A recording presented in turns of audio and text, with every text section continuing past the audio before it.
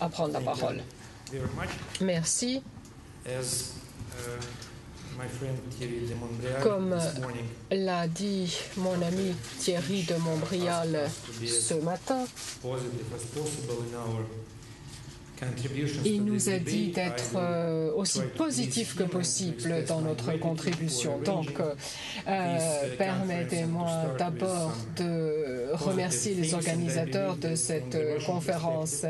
Et de point de vue de la Russie, effectivement, le monde a changé depuis la première édition qui a eu lieu à Evian. Nous avons au moins survécu à la crise extrêmement pénible du Caucase Sud. Nous avons évité le déploiement du système antimissile américain en Europe, jusqu'ici au moins. Nous avons pu éviter l'expansion de l'OTAN contre la volonté des populations de certains pays. La Russie a plus ou moins terminé ses négociations avec l'OMC, au moins les négociations bilatérales, puisque le dernier pays avec lequel nous avons négocié était les États-Unis. Nous avons également participé activement à des institutions comme le G20 et d'autres qui fonctionnent bien, et nous allons accueillir, bientôt il y aura le sommet du G20 à Séoul.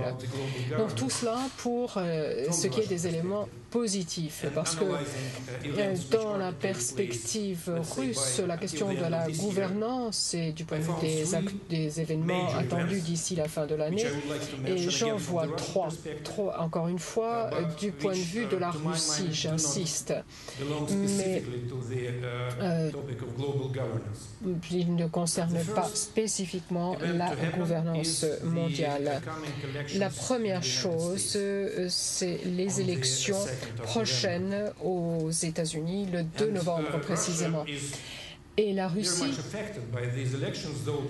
est intéressée de très près par ces élections, même si elles sont nationales. Par exemple, un autre exemple d'événement positif de ces 2 dernières années était le traité START qui a été conclu entre les États-Unis et la Russie, mais il n'a toujours pas été ratifié. Non pas parce que ça n'a rien à voir avec sa qualité, mais simplement parce qu'il a été conclu en pleine campagne électorale aux États-Unis. Et les Américains, bien sûr, voient la chose du point de vue de leurs intérêts politiques, sans se préoccuper de l'utilité d'un tel traité pour la sécurité et pour le monde en général, même s'ils l'affirment, ce n'est pas vrai. Et je ne crois pas non plus que ce soit une bonne chose pour la gouvernance mondiale qu'une campagne électorale dans un pays donné puisse avoir un tel impact. Probablement, les démocrates vont sortir perdants. La marge de manœuvre du président Obama va en être réduite. Et je crois que nous en serons tous touchés, et cela ne me plaît pas. Et c'est la raison pour laquelle la Russie s'est toujours opposée à ce monde unipolaire. Et cette opposition va croître certainement à l'avenir. Le deuxième événement que nous attendons d'ici la fin de l'année, c'est le sommet de l'OTAN à Lisbonne. Bien que la Russie ne soit pas membre de l'OTAN, nous serons touchés, cela concerne notre sécurité, puisque le nouveau concept de l'OTAN va fort probablement faire déclarer que l'OTAN va prendre en charge un certain nombre de choses au-delà de ses frontières. Je me rappelle lorsque une partie du concept a été présentée, et cela a été dit comme ça, la défense territoriale de l'OTAN commence au-delà des frontières des pays membres. Et cela ne me plaît pas non plus, plus, parce que je ne comprends pas de quoi il retourne. La sécurité des pays de l'OTAN, qu'est-ce que c'est? L'Afghanistan?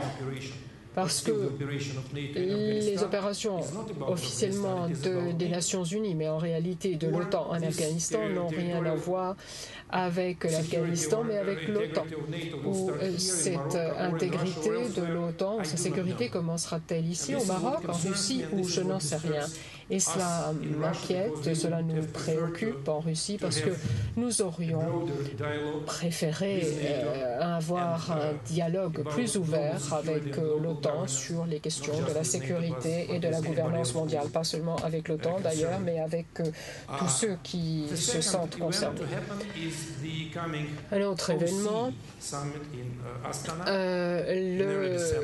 le sommet de Astana, début décembre, au sommet de l'OSCE.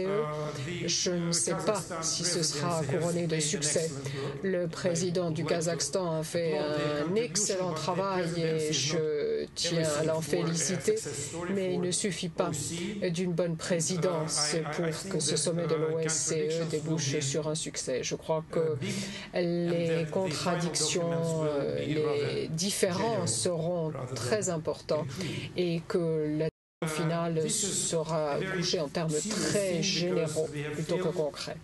Et c'est grave parce que nous n'avons pas su avoir un discours sérieux sur une Europe véritablement unie et sur la question de la sécurité qui va certainement prendre des dimensions beaucoup plus planétaires. À Evian, vous vous en souviendrez, le président de la Russie avait présenté le concept de la sécurité européenne, du nouveau traité de sécurité européenne que certains ont mal compris, pensant que cela voulait dire la suppression de l'OTAN ou autre chose, et ça n'est pas du tout le cas. L'idée de la Russie était, si vous voulez, de provoquer la discussion sur la question de la sécurité pour une raison très simple, c'est que l'OSCE, l'OTAN, l'Union européenne ne suffisent pas tout simplement pour assurer la sécurité non seulement de leurs propres États membres, mais la sécurité mondiale. Et la Russie en a été touchée. En commençant par le Kosovo, les opérations actuelles en Afghanistan, qui vont plus ou moins réussir à combattre les insurgés, mais qui est certainement un échec complet pour ce qui est du problème du trafic de stupéfiants. La Russie est le premier pays touché, et bien sûr le Caucase. Et les signaux envoyés aux dirigeants géorgiens avant décembre 2008. Je ne dis certainement pas que quiconque ait essayé d'encourager ces mouvements, mais il a certainement mal interprété les signaux qu'il avait reçus de l'OTAN, de l'Union européenne, je ne sais pas d'où encore, et il est allé de l'avant et nous en avons beaucoup souffert.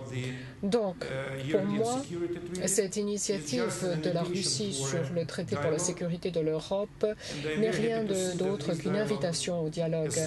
Et je suis heureux de voir que ce dialogue a enfin commencé.